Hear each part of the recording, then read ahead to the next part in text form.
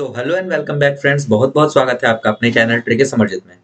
तो बेसिकली आज हम लोग बात करने वाले हैं chapter 2 concept of physics by H C Verma के ऑब्जेक्टिव 1 क्वेश्चन के बारे में, जिसमें से हम ऑब्जेक्टिव 1 के सारे क्वेश्चन को इसमें डिस्कस करने वाले हैं। तो चलिए स्टार्ट करते हैं। तो जो हमारा पहला क्वेश्चन है वो देखो क्या है कि a vector is not changed if. देखो इससे पहले हम लोग जो इसके ऊपर डिस्कस करें, इससे पहले मैं आपको कुछ बातें बता देना चाहता हूँ जो आपको आई थिंक पता होंगी कि जो वेक्टर होते हैं उसके पास दो चीजें होती है ना। एक होता है उसके पास उसका मैग्नीट्यूड और दूसरा होता है उसके पास उसका डायरेक्शन। ठीक है, उसका डायरेक्शन। अब देखो जो डायरेक्शन होता है वो बेसिकली एंगल को ही कहते हैं। जब भी आपसे पूछा जाता है कि डायरेक्शन बताओ तो आप एंगल निकाल के रख देते हैं। तो अगर इनमें से कोई भी एक चेंज होता है ना, मैग्नीट्यूड चेंज हुआ या फिर डायरेक्शन चेंज हुआ, तो दोनों का दोनों के कारण वेक्टर वो पूरा चेंज हो जाता है। तो हम लोग यहाँ पे बात करेंगे कौन चेंज नहीं होता है, किसकी वजह से चेंज नहीं होता है। पहला क्या कह रहा है कि it is rotated through an arbitrary angle. तो देखो मान लेते हैं कि पहले वेक्टर कुछ इस तरीके का था, कुछ इस तरीके का था, ये इसके बीच का एंगल थीटा था। और अब क्या हुआ, अब वेक्टर कुछ इस तरीके का हो गया, यानी कि कुछ रोटेट कर दिए, उसको थोड़ा घुमा दिए हैं। तो घुमा दिए तो देखो एंगल जो है वो थीटा 1 अगर मान लेते हैं या थीटा मान लेते हैं, यहाँ थीटा 1 हो जाएगा, जो कि थीटा चेंज हो गया। थीटा चेंज हुआ यानी कि डायरेक्शन चेंज हुआ है, यानी कि इस केस में ये आर्बिट्री और चेंज एंगल से अगर उसको घुमा देते हैं तो वेक्टर का डायरेक्शन चेंज हो जाता है, और जब वेक्टर का डायरेक्शन चेंज हो जाता है तो वेक्टर भी चेंज हो जाएगा। यानी ये ऑप्शन तो बिल्कुल नहीं होगा, क्योंकि नॉट चेंज के बारे में पूछ रहा है।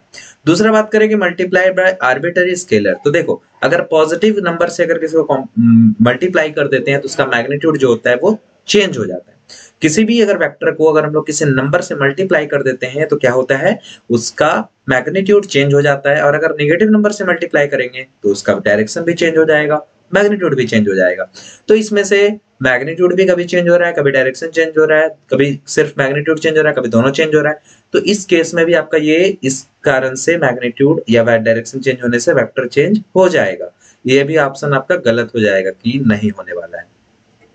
तीसरा में कह रहा है कि अगर क्रॉस प्रोडक्ट कर देते हैं तो उस वेक्टर चेंज नहीं होता है। तो देखो अगर हम लोग ए को बी के साथ क्रॉस प्रोडक्ट करते हैं ना, तो इससे जो वेक्टर सी आता है, दो वेक्टर है ए और बी, इससे अगर वेक्टर में क्रॉस प्रोडक्ट किए तो अगर तीसरा प्रोडक्ट आ गया सी, ये सी जो होगा ना वो ए पे भी परपेंडिकुलर होगा और सी बी पे भी परपेंडिकुलर होगा। तो ऑब्वियसली आप यहाँ पे कह सकते हो कि ए पे भी जब परपेंडिकुलर है और बी पे भी जब परपेंडिकुलर है तो दोनों पे परपेंडिकुलर हो गया। तब तो कुछ अलग से तीसरा वेक्टर क्रिएट कर देगा ना, जिसका मैग्नीट्यूड भी अलग होगा और डायरेक्शन भी अलग होगा। ये तो बिल्कुल नहीं होने वाला है, ये ऑप्शन भी आपका गलत हो जाएगा। अब आते हैं तीसरे में। तो देखो स्लाइड पैरेलली टू इटसेल्फ। अगर कोई वेक्टर है, ये वेक्टर, इसको उठा करके हम यहाँ ले आए तो देखो डायरेक्शन भी तो यही है, पैरेलली डायरेक्शन में स्लाइड किया गया, और यही वेक्टर को उठा के यहाँ पे रख दिया तो मैग्नीट्यूड का तो चेंज होने का सवाल ही नहीं होता है ना, सेम ही वेक्टर तो मैग्नीट्यूड तो सेम ही होगा।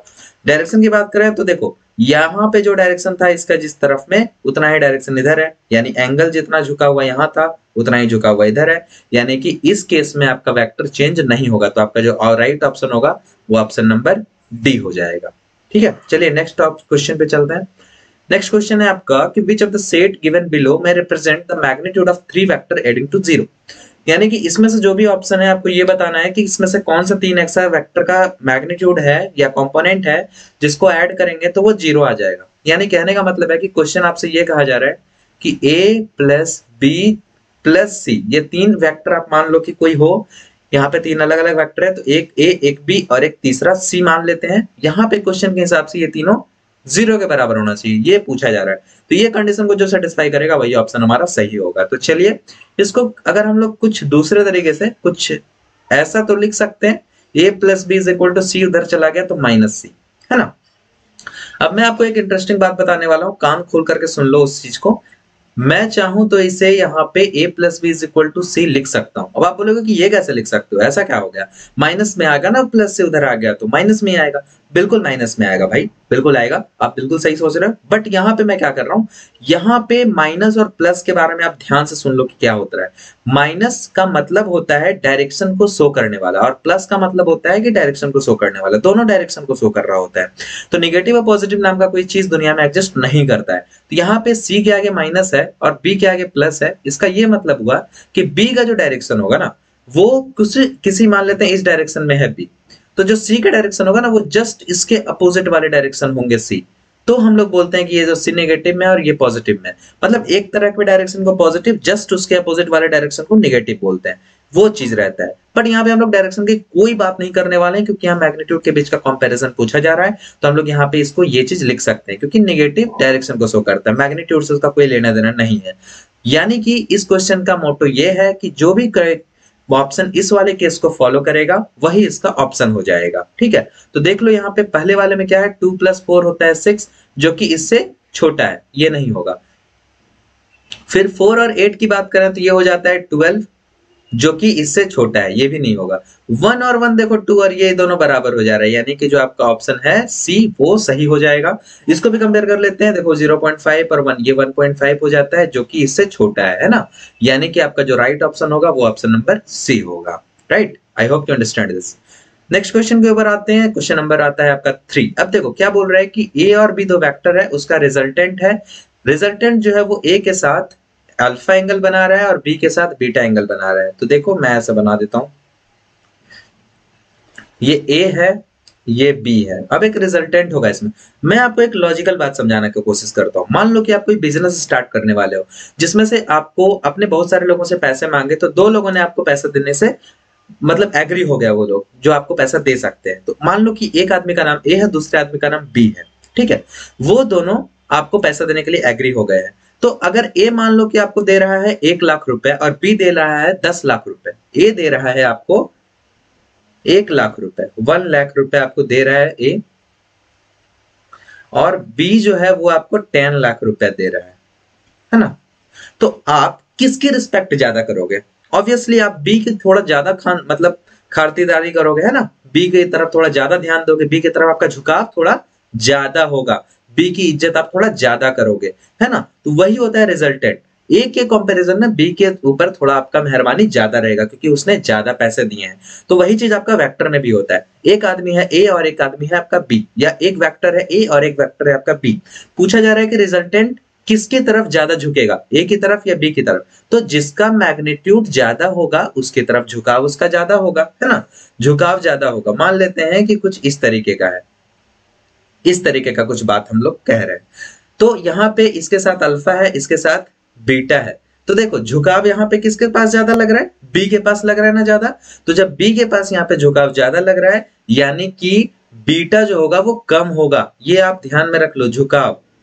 ठीक है, झुकाव या इंक्लाइनेशन आप कह सकते हो इंग्लिश में, इंक्लाइनेशन जिसका ज्यादा रहेगा, इंक्लाइनेशन अगर ज्यादा रहेगा, उसके तरफ झुकाव ज्यादा रहेगा, तो एंगल क्या होगा, कम होगा, क्योंकि देखो वेक्टर इसके तरफ झुका हुआ ज्यादा है, तो एंगल क्या होगा, एंगल कम हो जाएगा। झुकाव ज्यादा होगा तो एंगल कम होगा। ऑब्वियसली यहाँ पे एक मान लो एक ये एक्सिस है, इसमें झुकाव बहुत ज्यादा है, देख लो यहाँ पे इसके बीच का झुकाव बहुत ज्यादा है।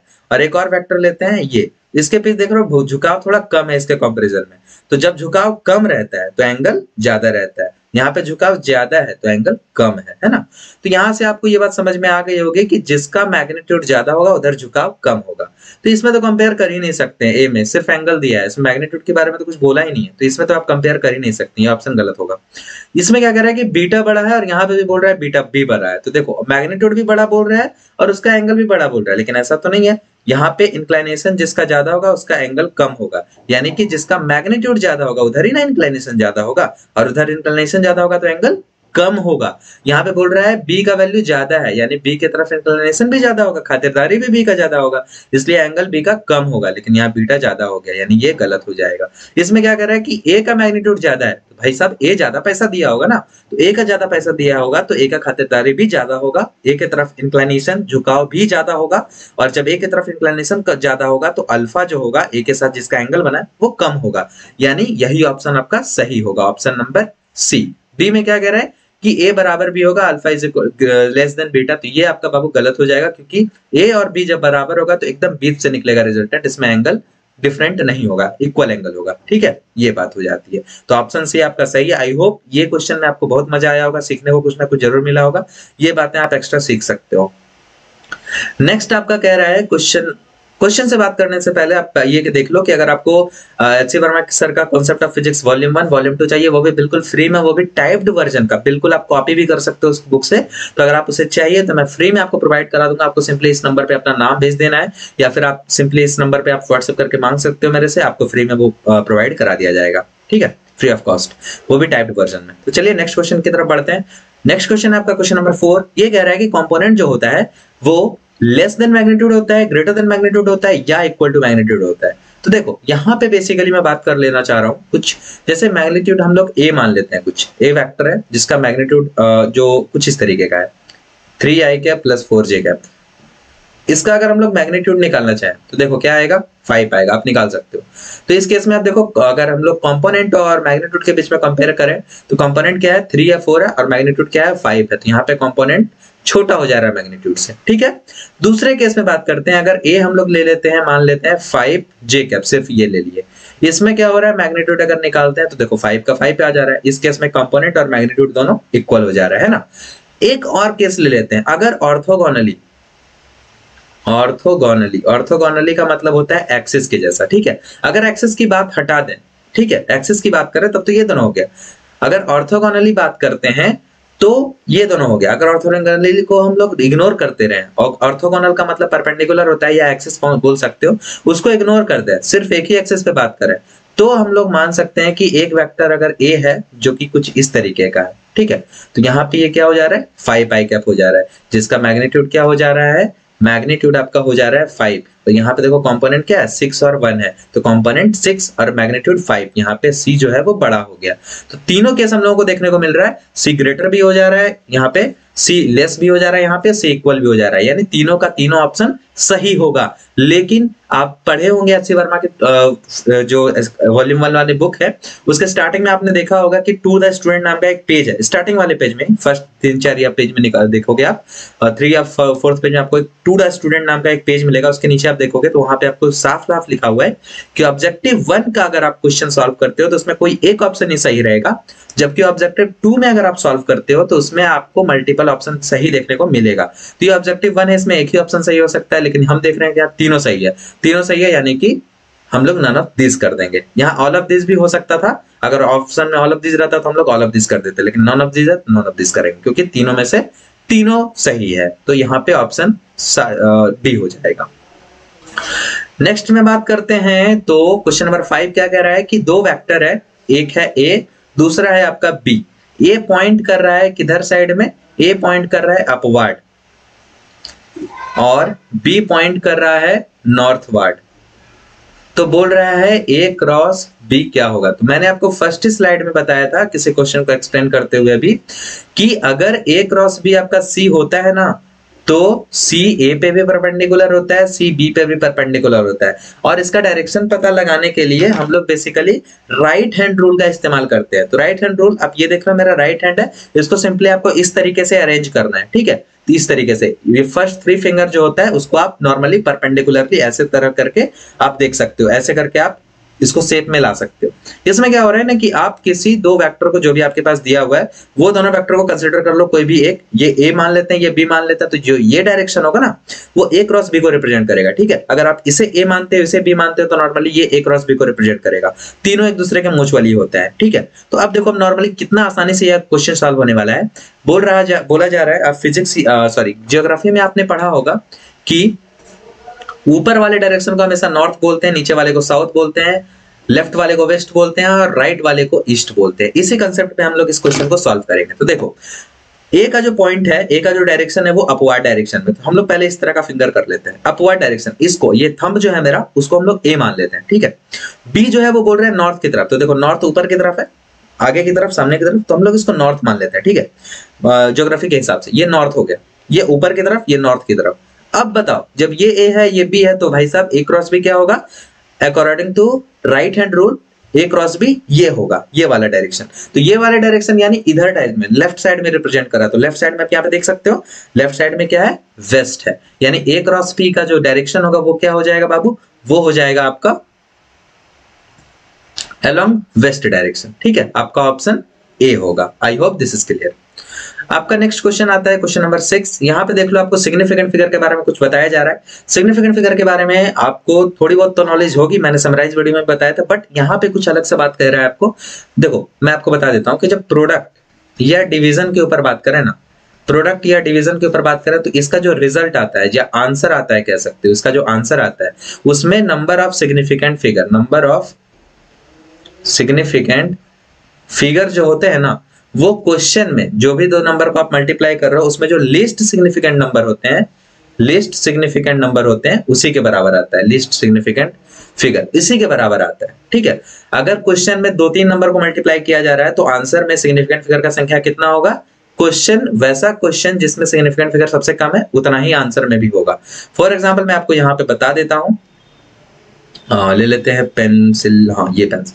देखो यहाँ पे आपसे पूछा जा रहा है कि रेडियस आपका जो है वो 2.12 सेंटीमीटर का है। आपसे पूछा जा रहा है कि एरिया कितना होगा। तो आपको पता है एरिया कैसे निकालते हैं, पाई आर स्क्वायर। तो पाई के बदले 22/7, इसके बदले डालेंगे 2.12, इसके बदले डालेंगे 2.12 वापस से। तो देखो इसमें जो भी आंसर है, आंसर आपके सामने लिखा हुआ है, सब आंसर जो है वो सेम है। तो देखो इसमें लिस्ट सिग्निफिकेंट फिगर कितना है, इसको और आसानी से लिखना है तो 3.14 लिख सकते हैं, 2.12 लिख सकते हैं, इसको भी 2.12 लिख सकते हैं। देखो लिस्ट सिग्निफिकेंट फिगर किसके पास है भाई, तो देखो सबके पास सिग्निफिकेंट फिगर कितना है, 3 है। इसके पास भी कितना है, 3 है। इसके पास भी कितना है, सिग्निफिकेंट फिगर 3 है। सिग्निफिकेंट फिगर कैसे काउंट करते हैं ये आपने नहीं देखा है तो आप चैप्टर 2 का समराइज वीडियो देख सकते हो, लिंक आपको आई बटन में यहाँ पे मिल जाएगा, वहां से भी आप देख सकते हो, वरना डिस्क्रिप्शन में भी लिंक मैं डाल दूंगा। तो ये देखो यहाँ पे तीनों के पास सिग्निफिकेंट फिगर 3 है, तो इसका आंसर में भी सिग्निफिकेंट फिगर 3 होगा। तो आओ देख लो कोई सा ऑप्शन में 3 है सिग्निफिकेंट फिगर, इसमें तो सिग्निफिकेंट फिगर 2 है, इसमें सिग्निफिकेंट फिगर 3 है, इसमें सिग्निफिकेंट फिगर 4 है, इसमें 4 2 6 है। तो 3 वाला ये है, तो ये आपका रियल ऑप्शन यानी ऑप्शन नंबर बी जो होगा 14.1 सेंटीमीटर स्क्वायर।